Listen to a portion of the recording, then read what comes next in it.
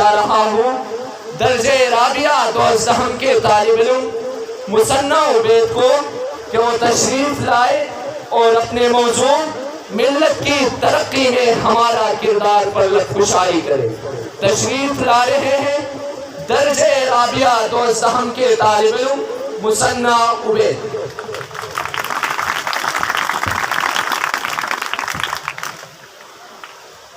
نحمده ونصلي على رسوله الكريم أما بعد فأعوذ بالله من الشيطان الرجيم بسم الله الرحمن الرحيم إنهم فتية آمنوا بربهم وزدناهم هدى صدق الله العظيم۔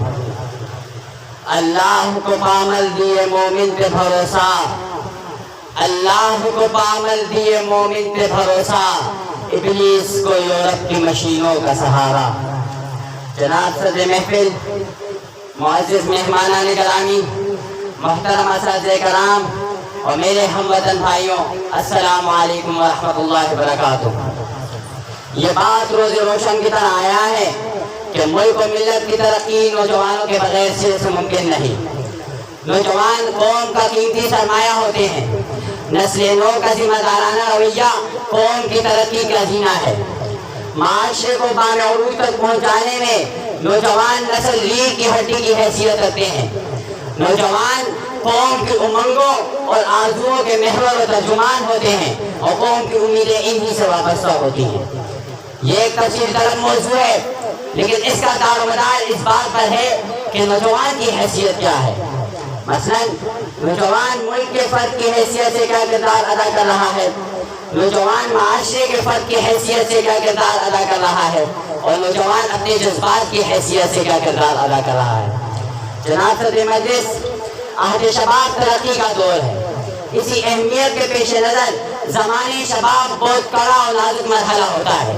اس میں اعتدال و احتیاط کی نہایت ضرورت ہوتی ہے، اور اسی دور میں شیطان اپنے تمام تر حربے استعمال کر کے تو قوم کے ترجمان کو راہ سے بھٹکانے کی کوشش میں لگا رہتا ہے، جس کی وجہ سے ہمارا مستقبل اغیار کے مکر و فریب کا نشانہ بنتا ہے اور ہماری نوجوان نسل مغرب کے تاریخ و پس نظریات کی نقالی میں تفاخر کرتے ہیں۔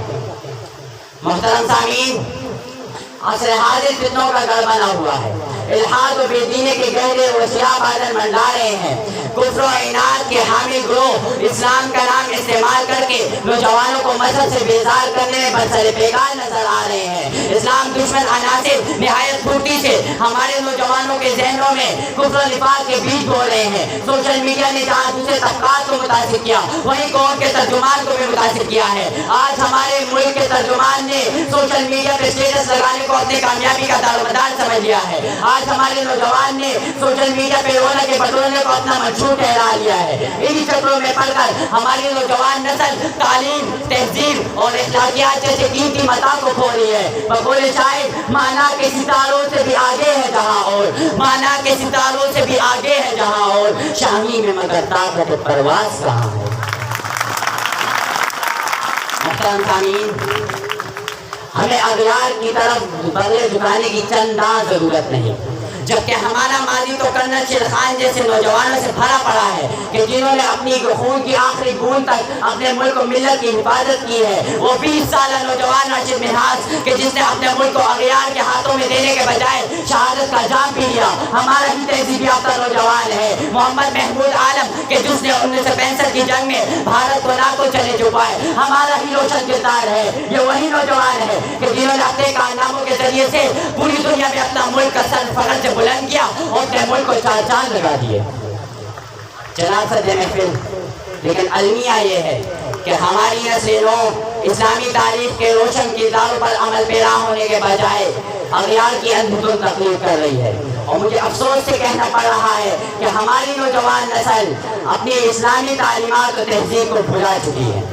ہمیں اپنے تہذیبی اور تمدنی ورثہ کو برقرار رکھنے کے خاطر اس نوجوان نسل پر محنت کرنے کی اشد ضرورت ہے، وگرنہ اس قیمتی اثاثے کے ضیاع کا خطرہ ہے اور اس کا خمیازہ ہماری آنے والی نسلوں کو بھی بھگتنا ہوگا۔ ہمیں نوجوانوں کے اندر ملی و دینی شعور کو بیدار کرنے کی ضرورت ہے، اور نوجوانوں کو اپنی تہذیب اور ثقافت سے روشناس کرانا یہ ہمارا دینی و ملی اہم ترین فریضہ ہے۔ ہمیں نوجوانوں کے افکار، کردار، نظریات، عقائد و رجحانات میں مثبت تبدیلی لانی ہوگی۔